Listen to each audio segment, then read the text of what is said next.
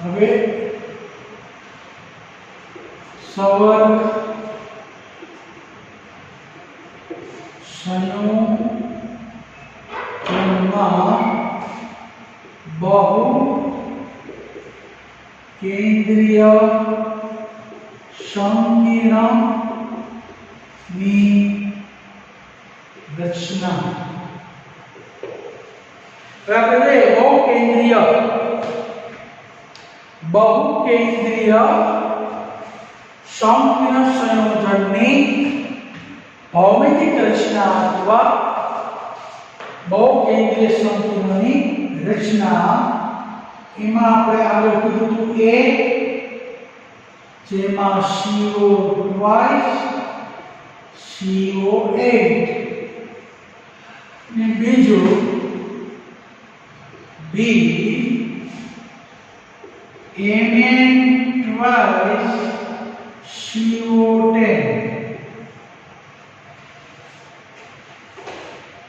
તો આ બે બહુકેન્દ્રીય સંકીર્ણ સંયોજન છે એની ભૌમિતિક રચના અથવા સવર્ગ બહુફલકીય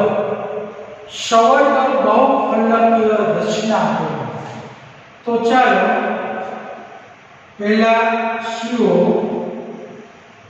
એની સાથે કાર્બોનિલ લિગેન્ડ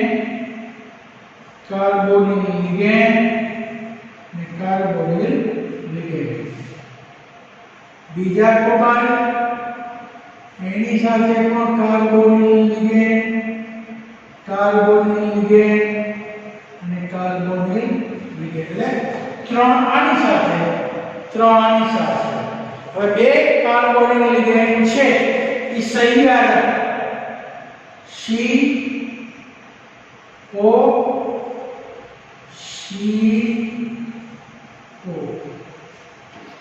તો આ અષ્ટફલકીય જો આ સમતલમાં 1 2 3 4 સમતલ એક ઉપર એક નીચે એ રીતના 1 2 3 4 સમતલ એક ઉપર એક નીચે આ જે છે ઈ કોબાલ્ટ છે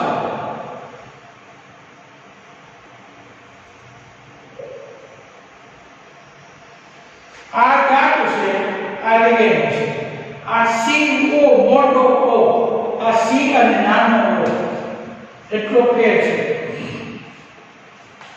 હવે આવી રીતના આની ભૌમિતિક એટલે અષ્ટફલકીય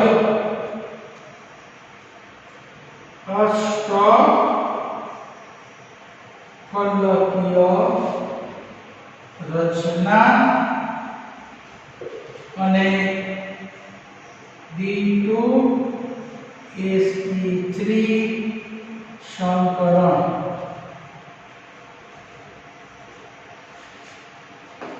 ચાલો હવે Mn twice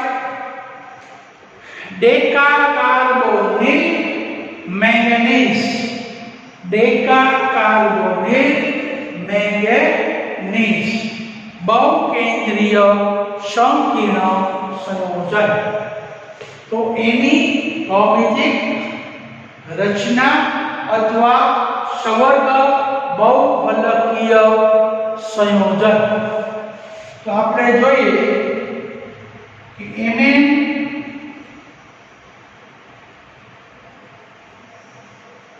CO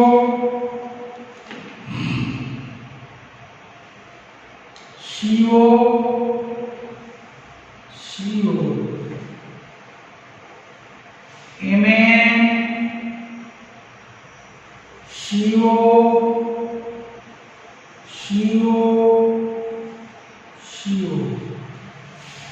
એટલે 1 2 3 4 5 6 પછી એક સમતલમાં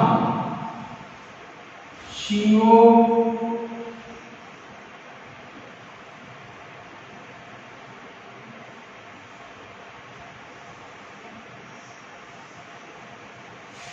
બીજું સમતલમાં CO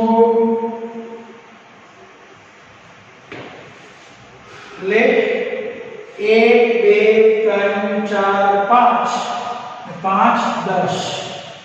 तो आनी अंदर पण 1 2 3 4 समतल, एक ऊपर एक नीचे, 1 2 3 4 समतल, एक ऊपर एक नीचे.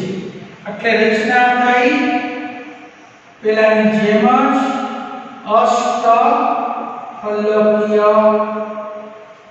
રચના. એટલે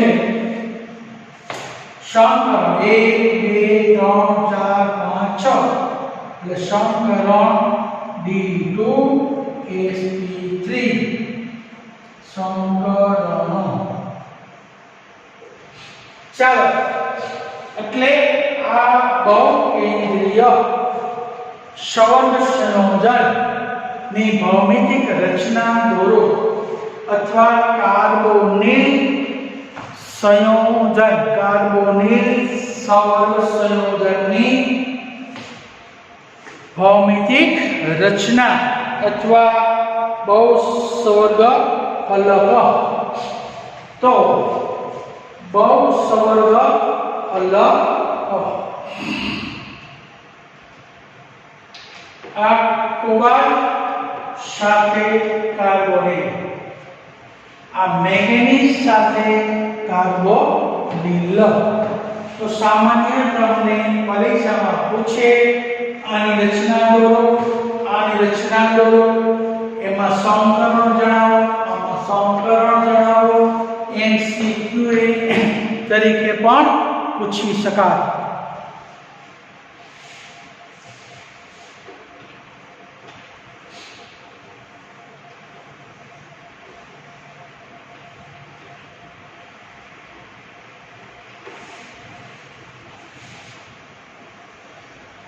હવે કાર્બોનિલ સાથે ધાતુ જોડાય ત્યારે સિગ્મા અને પાઈ વર્ગ, સિગ્મા અને પાઈ વર્ગની લાક્ષણિકતાઓ જોવા મળે છે. તો સી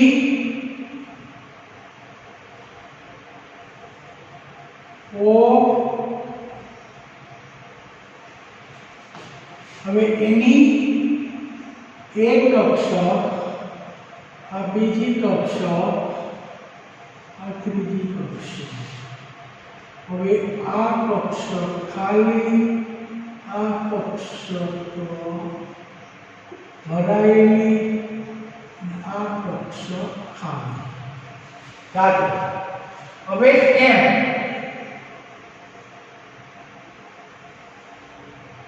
એન સાથે આનો ઇલેક્ટ્રોન આની સાથે જોડાય એટલે આ સિગ્મા બને. હવે ધાતુની ઇલેક્ટ્રોન ધરાવતી કક્ષક 5d કક્ષક, આ 5d કક્ષક. હવે આ ના ઇલેક્ટ્રોન આની સાથે તે પાઈ, આના ઇલેક્ટ્રોન આની સાથે આ પાઈ. તો સામાન્ય રીતે M1C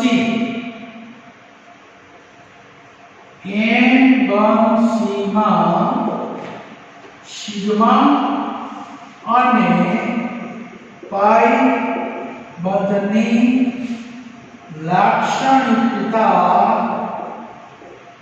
રહેલી છે. હવે સામાન્ય રીતે ધાતુ મધ્યસ્થ ધાતુ પરમાણુ એની સાથે જ્યારે કાર્બોનિલ લિગેન્ડ છે એના કાર્બનના અબંધકારક ઇલેક્ટ્રોન યુગ્મ ધાતુની ખાલી કક્ષકમાં ઇલેક્ટ્રોન યુગ્મનું પ્રદાન કરી અને સહિયારો સિગ્મા પ્રકારનો બંધ બનાવે અને ધાતુની ડી કક્ષકના ઇલેક્ટ્રોન કાર્બોનિલના કાર્બનની ખાલી કક્ષક ને પ્રદાન કરી અને નિર્બળ પાયબંધની રચના કરે છે. તો અહીંયા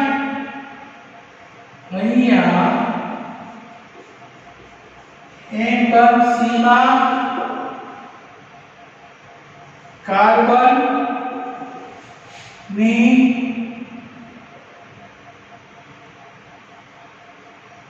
નો અબંધકારક ઇલેક્ટ્રોન યુગ્મ ધાતુની ખાલી ડી કક્ષકમાં પ્રદાન કરી સિગ્મા બંધ બનાવે છે. સિગ્મા બંધ બનાવે છે એટલે સિગ્મા બંધની લાક્ષણિકતા. હવે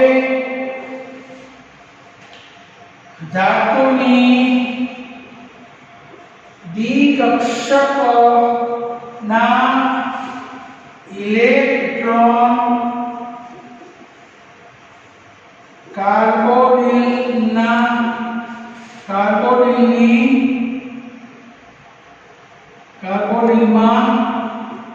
કાર્બનની ખાલી કક્ષકમાં ઇલેક્ટ્રોન યુગ્મ આપી પાય બંધ બનાવે છે. તો સામાન્ય રીતે M બંધ C વચ્ચે સિગ્મા બંધ અને પાય બંધની લાક્ષણિકતા જોવા મળે છે. આની પાસે રહેલો ઇલેક્ટ્રોન યુગ્મ આની ધાતુની ખાલી કક્ષકમાં આપે અને ધાતુની કક્ષકના ઇલેક્ટ્રોન કાર્બોનિલના કાર્બનની ખાલી કક્ષકમાં આપે એટલે પાય બંધનું નિર્માણ થાય છે. તો આ રીતે સિગ્મા બંધ અને પાય બંધની રચના જોવા મળે છે. તો સિગ્મા બંધ છે એ હંમેશા વચ્ચે બને અને પાય બંધ છે એ હંમેશા દૂર બને. લંબ પહેલા સિગ્મા બની જાય M બંધ C વચ્ચે, પછી N બંધ C વચ્ચે દૂરના ભાગમાં લંબ રૂપે નિર્બળ પાય બંધનું જ નિર્માણ થાય છે એટલે પાય બંધની રચના બને છે.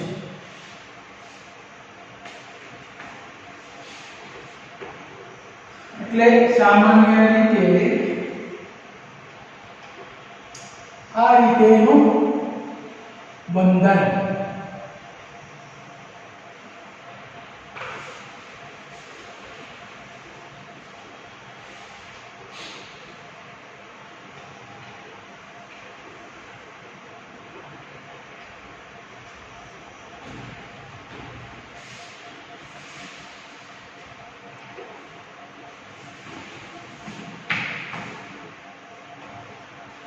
હવે આપણે જોઈએ કે સવર્ગ સંયોજન છે ઈ આપણને કઈ રીતે ઉપયોગી બને છે. તો સવર્ગ સંયોજનના કેટલાક ઉપયોગો.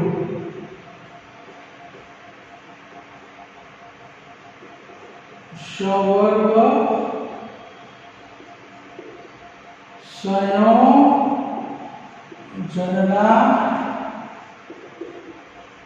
કેટલાક ઉપયોગો અથવા અગત્યતા જણાવો.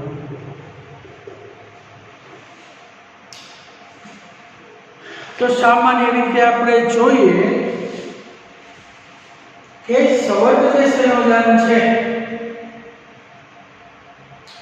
એનું પૃથ્થકરણ વિશ્લેષણની અંદર પ્રાયોગિક વિશ્લેષણ કરવામાં આવે.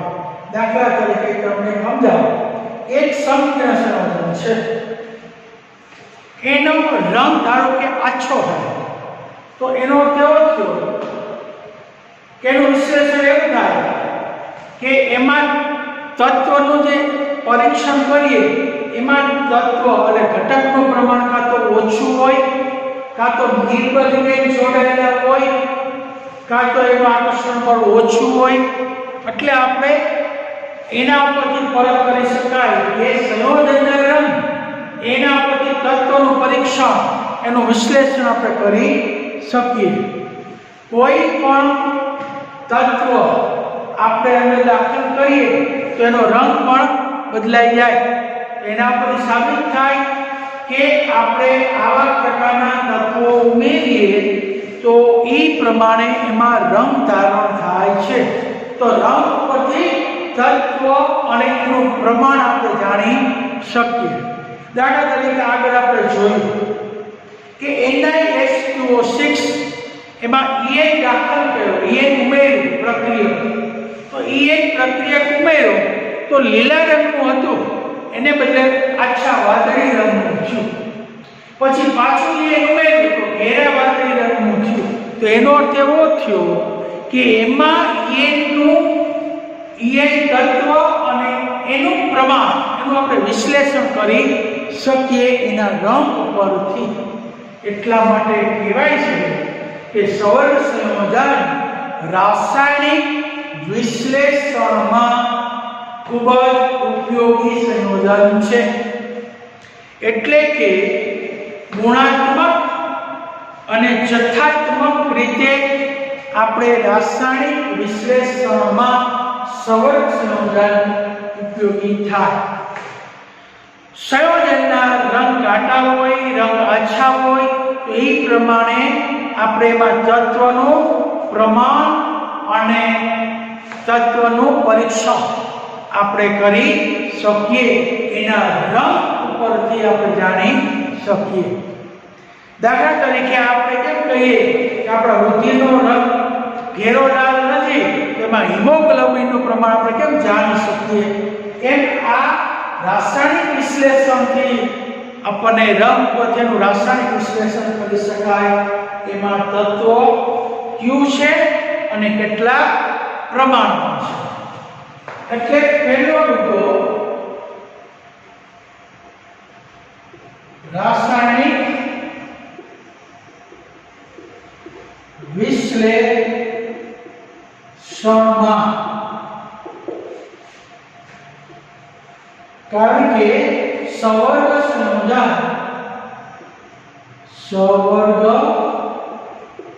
સંયોજન માત્રાત્મક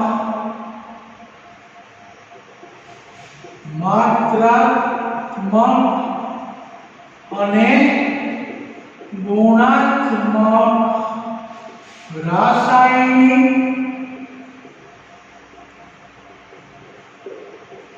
વિશ્લેષણમાં ખૂબ જ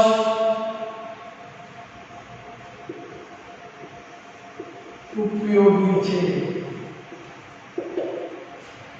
જથ્થાત્મક અને ગુણાત્મક વિશ્લેષણમાં દાખલા તરીકે Na+2 સાથે 2BMG ડાઇમિથાઇલ ગ્લાયકો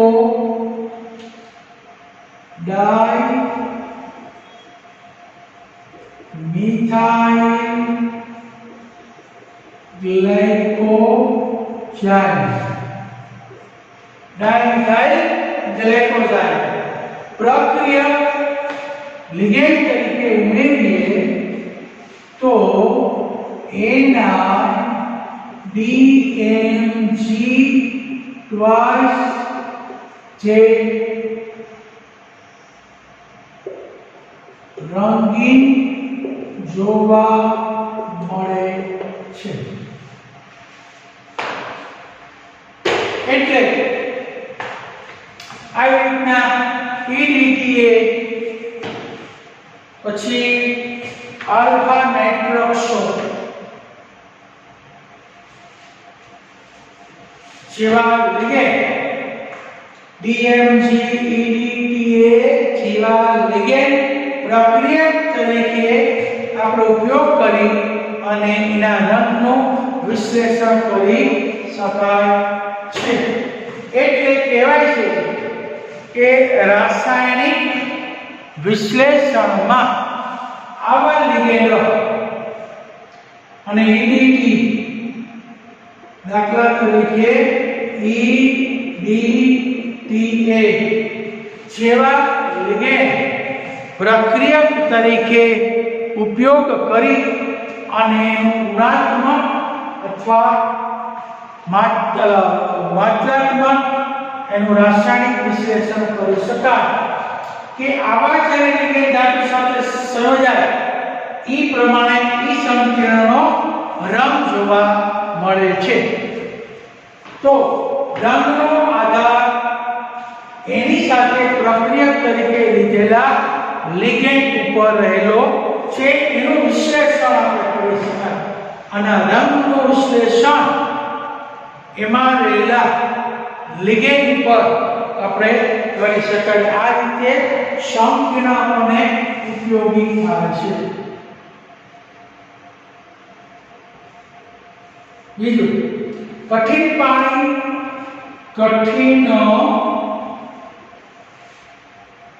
પાણીની કઠિનતા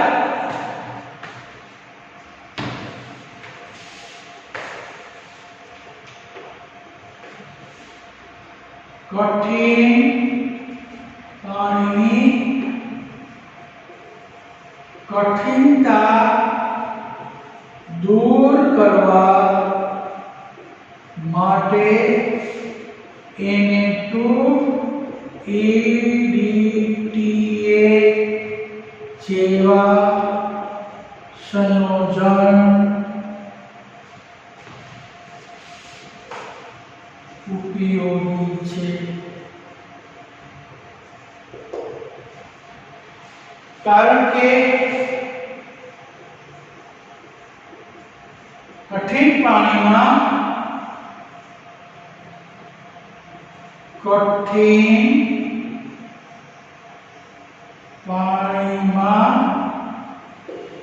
હોય જે Ca+2 Mg+2 જેવા ભારે આયનો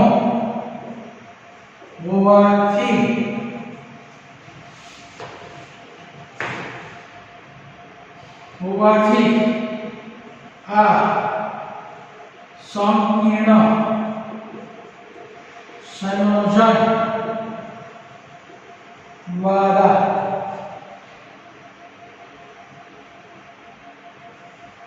ભારે આયનો દૂર કરી કઠિનતા દૂર કરી શકાય છે. પાણીની કઠિનતા દૂર કરવી હોય તો આવા સંયોજનનો ઉપયોગ થાય. દાખલા તરીકે Na2EDTA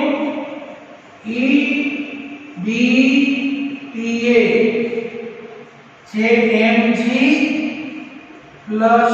એની હારે જોડાય અને MgEDTA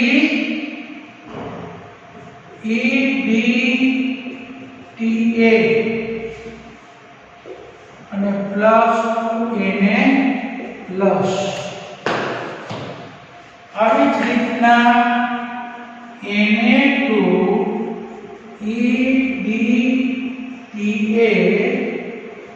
એની સાથે Ca+2 જોડાય અને CaEDTA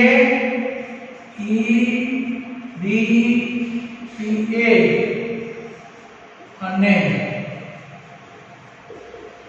તો આવી રીતના કઠિન પાણીમાંથી Ca+2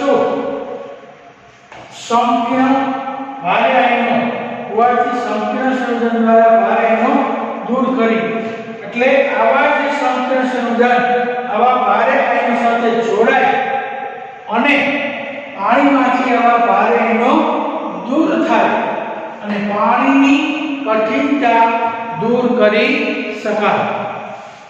તો આપણે જોઈએ કે અહીંયા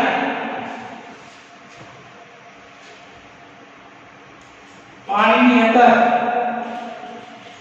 Mg+2 Ca+2 જેવા ભારે આયનો હોય. હવે આવ સંકીર્ણમાં નાખીએ તો આ સંકીર્ણમાં દ્રાવ્ય થઈ અને EDT છે એ Mg+2 સાથે બંધથી જોડાય અને સ્થાયી સંકીર્ણ બનાવે. એટલે પાણીમાંથી Mg+2 આયન દૂર થાય. એવી રીતના Ca+2 આયન પણ દૂર થઈ અને પાણીની કઠિનતા સહેલાઈથી દૂર કરી શકાય છે. તો આ રીતે પાણીની કઠિનતા દૂર કરવા માટે આવા સવર્ગ સંયોજન એટલે પાણીની કઠિનતા દૂર કરવા MCQમાં પૂછાય તો આવા સવર્ગ સંયોજન વપરાય જે પાણીમાં દ્રાવ્ય થઈ અને સ્થાયી સંકીર્ણ બનાવે જેને આપણે દૂર કરી તો પાણીમાંથી Ca+2 આયન અને Mg+2 આયન સહેલાઈથી દૂર કરી શકાય છે. એટલે સહેલાઈથી દૂર કરવા માટે ક્યાં સવર્ગ સંયોજન વપરાય તો તમારે લખવાનું Na2EDTA સવર્ગ સંયોજન હંમેશા વપરાય છે. એટલા માટે આપણે આને બે ઉપયોગિતા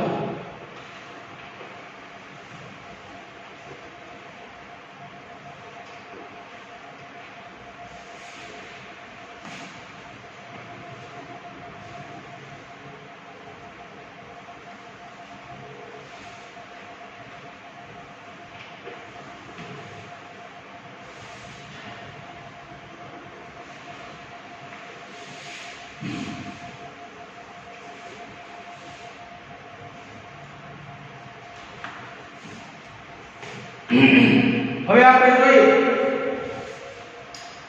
કે કેટલાક કિંમતી ધાતુ Ag અથવા A હોય એના નિષ્કર્ષણમાં આપણે સવર્ગ સંયોજનનો ઉપયોગ થાય છે. ત્રીજો ઉપયોગ Au અથવા Ag જેવી ધાતુના નિષ્કર્ષણમાં સવર્ગ સંયોજનનો ઉપયોગી છે.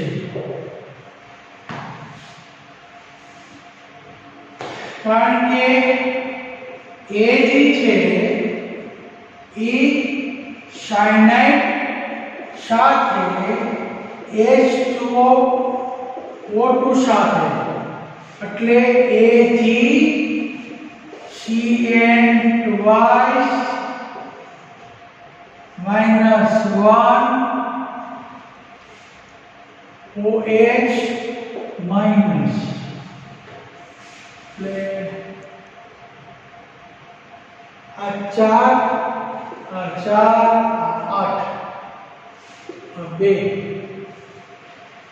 તો આ 4 આવો એક દ્રાવ્ય સંકીર્ણ બનાવવામાં આવે.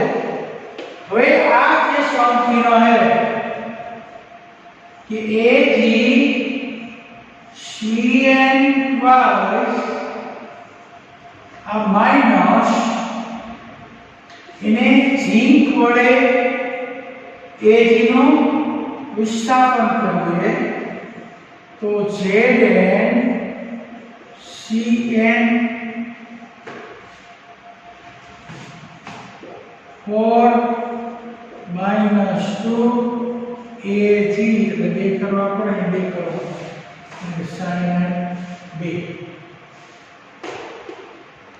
જો તો આ રીતે Ag નો સંખ્યા બનાવી અહીંયા જો અહીંયા આપણે સિલ્વર હોય એનો એક સંખ્યા બનાવવાનો છે દ્રાવ્ય આ દ્રાવ્ય સંખ્યા હોય એનું Zn વડે Ag નો વિસ્થાપન કરી અને સિલ્વરનું આપણે ડિસ્કશન શુદ્ધ સ્વરૂપે કરી શકાય એટલે અહીંયા Ag મેળવવા પ્રથમ Ag Cn twice સંકીર્ણ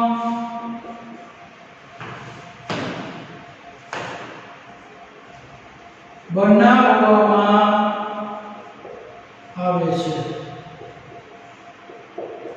જેનું Zn વડે વિસ્થાપન કરતા Ag નું નિષ્કર્ષણ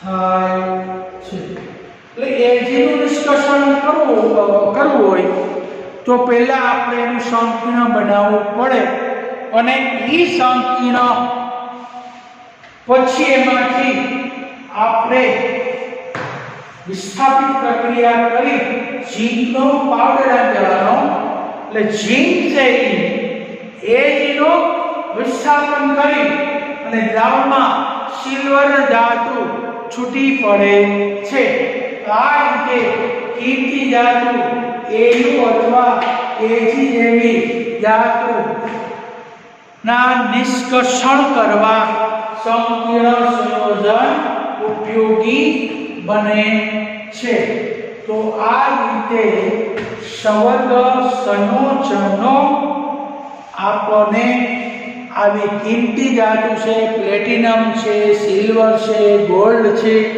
એવી ધાતુના નિષ્કર્ષણ આ સમીકરણ તમારે આગલા પાઠની અંદર પણ આવશે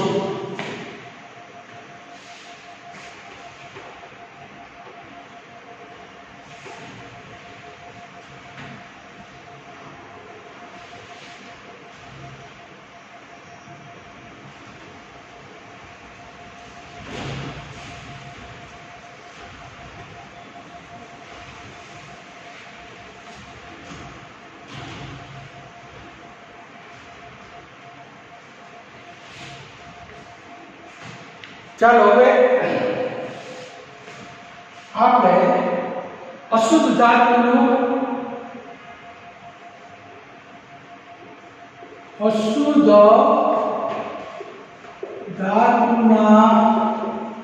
શુદ્ધિકરણ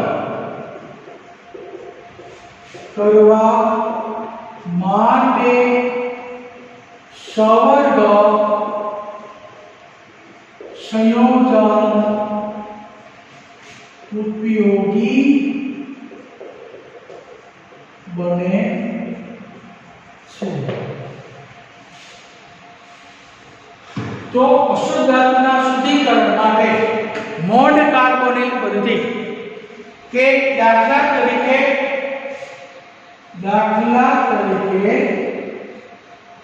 અશુદ્ધ નિકલ નું શુદ્ધિકરણ કરવા માટે નિકલ ધાતુને કાર્બોનિલ સાથે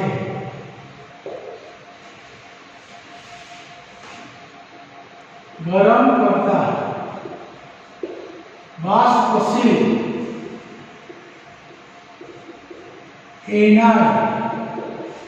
NiCO और संकीर्ण बने छे। तो पहला अशुद्ध Na નું શુદ્ધિકરણ કરવામાં અશુદ્ધ Na ધાતુ CO સાથે ગરમ કરતા બાષ્પશીલ હવે સંકીર્ણ બને। હવે બાષ્પશીલ સંકીર્ણને વિઘટન કરતા શુદ્ધ નિકલ ધાતુ प्राप्त थाय छे। तो सामान्य रीते आपणे कोई पण अशुद्ध धातु होय एનું શુદ્ધિકરણ કરવું હોય તો એમાં રહેલી અશુદ્ધિ દૂર કરવા પહેલા આપણે બાષ્પશીલ સંયોજન બનાવવું પડે। તો પહેલી શરત એ આવે કે કોઈ પણ અશુદ્ધ ધાતુ હોય એમાંથી બાષ્પશીલ સંયોજન બનવું જ જોઈએ। બીજી શરત એ કે બાષ્પશીલ સંયોજનનું સહેલાઈથી વિઘટન થવું જોઈએ તો જ આ પદ્ધતિ દ્વારા અશુદ્ધ ધાતુનું શુદ્ધ ધાતુમાં રૂપાંતર કરી શકાય છે। એટલે આપણે અહીંયા બાષ્પશીલ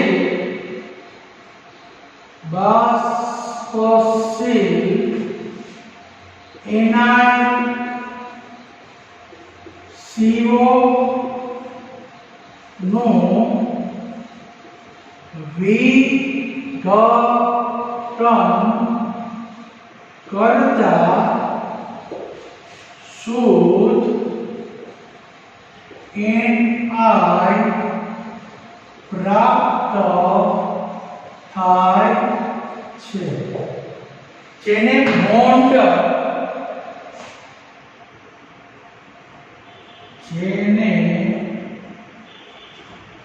मोंड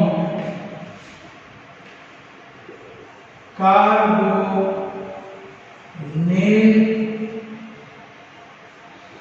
पद्धति કહે છે। મોન કાર્બોનિલ પદ્ધતિ તરીકે ઓળખાય છે। એટલે એક પ્રકારનું એક સંકીર્ણ વયનું નિસંકીર્ણનું વિઘટન કર્યું એટલે આપણને શુદ્ધ નિકલ ધાતુ મેળવી શકાય। તો એના કારણે Na solid plus 4CO G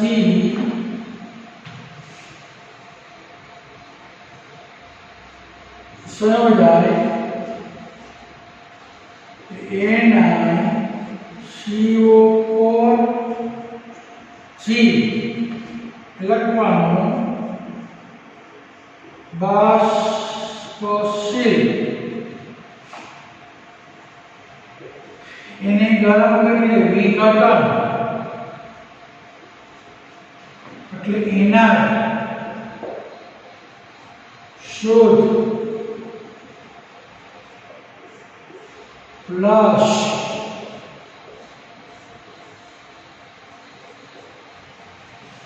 તેને મોડ કાર્બોનિલ પદ્ધતિ કહે છે। તો મોડ કાર્બોનિલ પદ્ધતિ તો સામાન્ય રીતે